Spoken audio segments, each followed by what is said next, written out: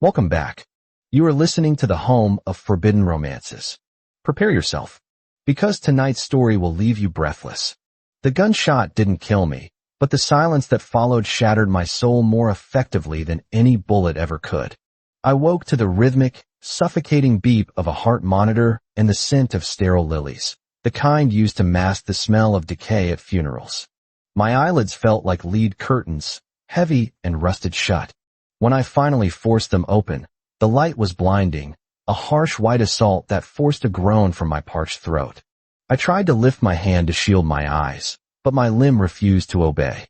It lay there, pale and atrophied against the slate-gray silk sheets, wired to clear tubes that snaked up to a hanging forebag. Panic, cold and sharp, spiked in my chest. I tried to sit up, but my core muscles were non-existent. I was a prisoner in my own body. "Easy, Julian." The voice came from the shadows in the corner of the room, deep, baritone, and laced with a terrifyingly familiar frost. It was a voice that used to whisper promises against the shell of my ear, now stripped of all warmth. A figure emerged from the gloom of the high-backed velvet armchair. He moved with the predatory grace of a panther stalking injured prey. The bespoke three-piece suit, charcoal with a pinstripe so faint it was barely there, hugged a frame that was broader than I remembered. His hair, once a messy raven mop I loved to run my fingers through, was now slicked back, severe and sharp. But it was the eyes that froze the blood in my veins. They were the color of shattered ice, staring at me not with love, not even with hate, but with a possession so intense it felt like physical weight. "Michael." "How long?" I rasped. My voice sounded like grinding stones. It wasn't the voice I knew. Michael stopped at the foot of the bed, his hands clasped behind his back. He looked at me as one might look at an expensive, broken antique. 5 years, 3 months, and 12 days. The world tilted on its axis. 5 years. The last thing I remembered was the rain, the slick asphalt of the highway, the screaming, and before that the fight. "You're lying," I whispered, tears pricking my eyes. It was just last night. We were fighting about the merger. You threw the crystal decanter. The merger was finalized 4 years ago, Julian. The company you tried to burn to the ground is now the largest conglomerate in the hemisphere. Michael walked slowly to the side of the bed. He reached out, his fingers hovering over my face, before he tucked a stray lock of hair behind my ear. His skin was cold. "And you have been sleeping.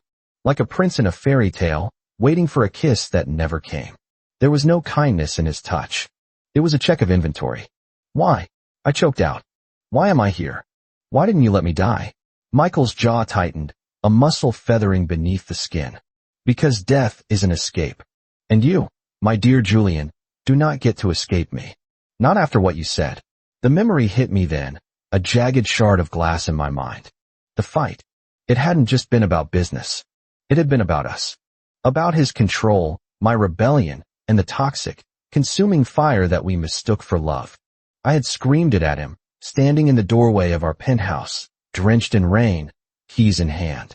"I wish to God I could grow old without ever seeing your face again." I looked at him now, this older, harder version of the man I had loved and destroyed. "I see the wheels turning," Michael murmured, leaning down until his lips were inches from my ear. "You got your wish, Julian. You grew old. 5 years of your youth gone. You withered in this bed while I watched. You didn't see me, but I saw you. Every single day." He pulled back, his expression unreadable. "Welcome home." The weeks that followed were a blur of humiliation and terrifying realizations. My body was a ruin. I required physical therapy to relearn how to hold a spoon, how to stand, how to walk. And through it all, Michael was there. Not as a lover, but as a warden. He had moved us, or rather, moved me, to his ancestral estate, a sprawling Gothic mansion isolated on the cliffs overlooking a turbulent sea. There were nurses, silent and efficient, but Michael dismissed them whenever he was home. He insisted on feeding me dinner himself. It was a ritual of power. I would sit in the wheelchair, wrapped in blankets, while he cut the steak into precise, bite-sized pieces. "Open," he would command softly. I would glare at him, my pride warring with my hunger and my helplessness. "I can do it myself." "Your hands shake, Julian. You'll ruin the tablecloth." "I don't care about the damn tablecloth." But I do. I care about order. He would hold the fork to my lips, his eyes daring me to defy him. Eat. I always ate. Not because I was hungry, but because the look in his eyes promised consequences if I didn't. He was feeding the thing he owned, ensuring it didn't break further. One evening, a storm was battering the coast, throwing rain against the floor-to-ceiling windows of the dining hall. The thunder rattled the silverware. Why are you doing this? I asked, the silence between us becoming unbearable. You hated me that night. I saw it. You wanted to destroy me.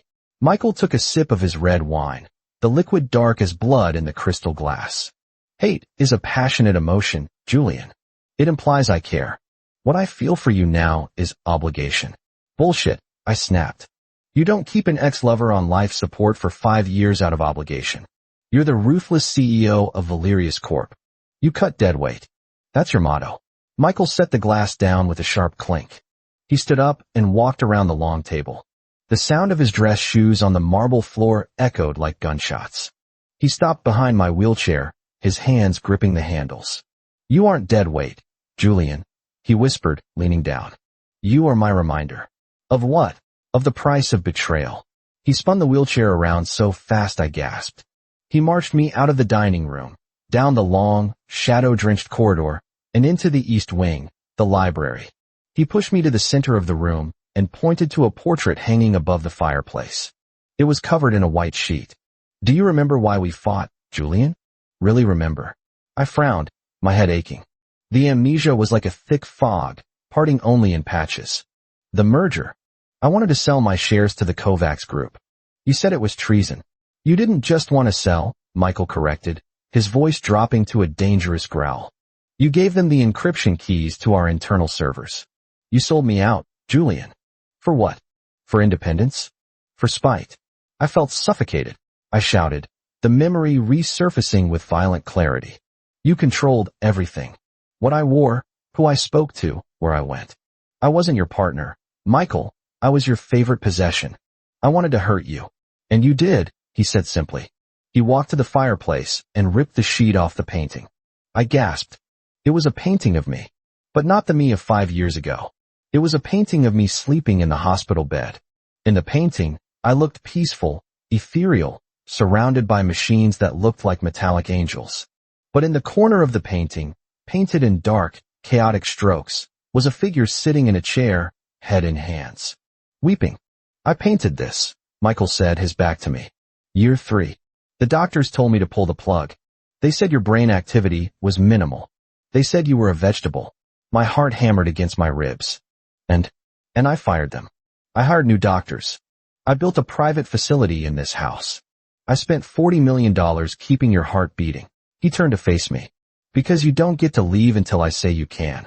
You don't get to destroy my life and then clock out. So this is revenge. I asked, my voice trembling. Keeping me alive to torture me? Michael walked toward me, dropping to his knees so he was eye level with me in the chair. It was the first time he had lowered himself. He took my hand, my weak, trembling hand, and pressed it against his cheek. His stubble was rough against my palm.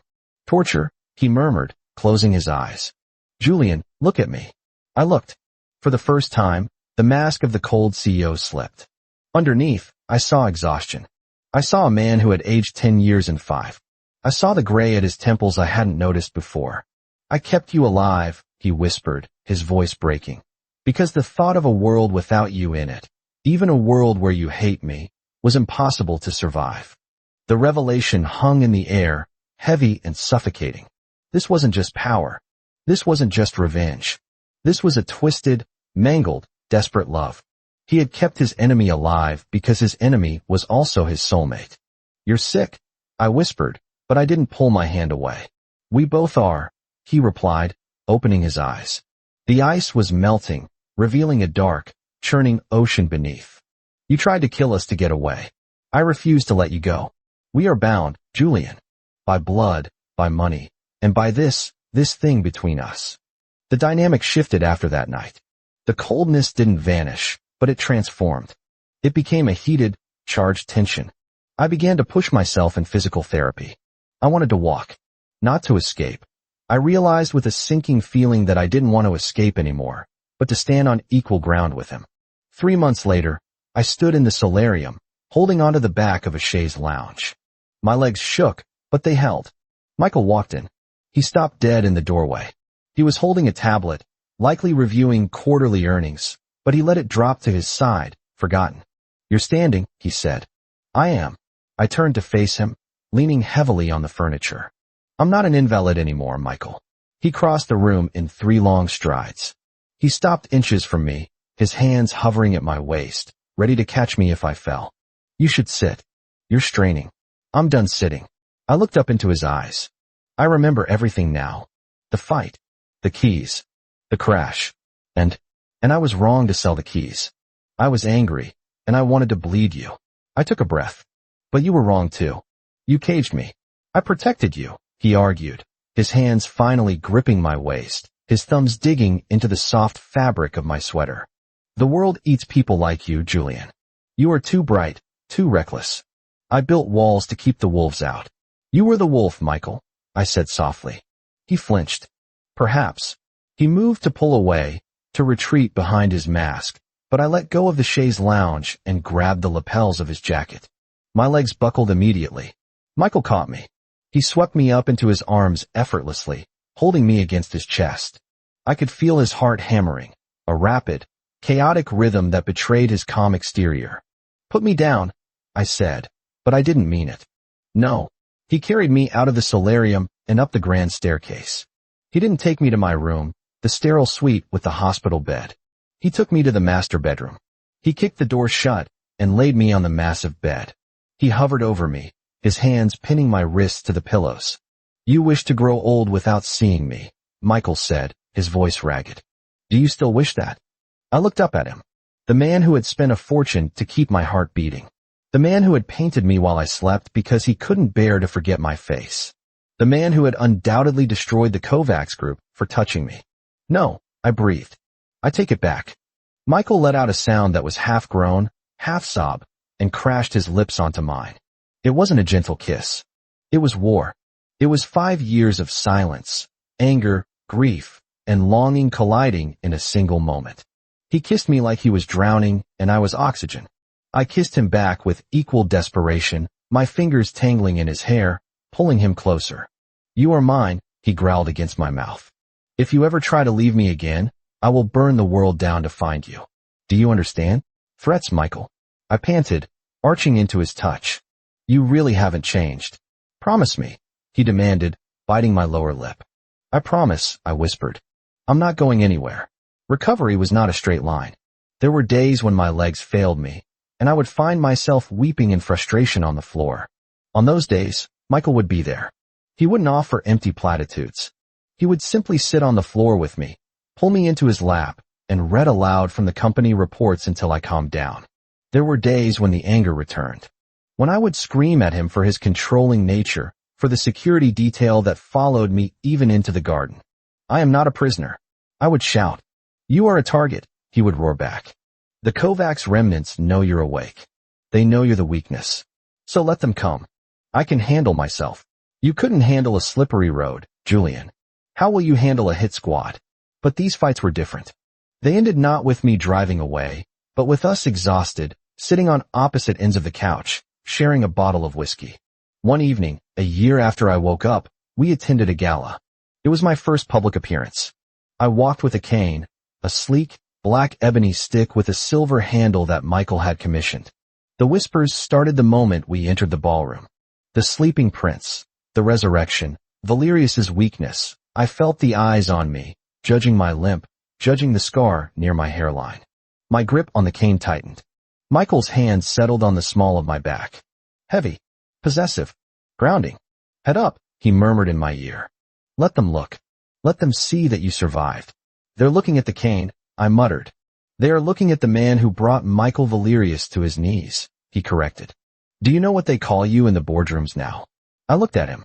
"What?" "The anchor. Because they know that without you, I am unmoored." He led me onto the dance floor. It was a slow waltz. I hesitated. "Michael, my leg. Lean on me," he commanded softly. "I have you." And he did. He took my weight effortlessly, guiding me through the steps. For the first time in 6 years, the power dynamic felt balanced. "Yes," He was holding me up, but he was also clinging to me. He needed my weight just as much as I needed his strength. As we spun, I saw a familiar face in the crowd. Elias Kovacs. He was watching us with a sneer, raising a glass of champagne. I felt Michael stiffen. His predatory instinct flared. "Ignore him," I said, squeezing his shoulder. "Michael, look at me." He tore his gaze away from his enemy and looked down at me.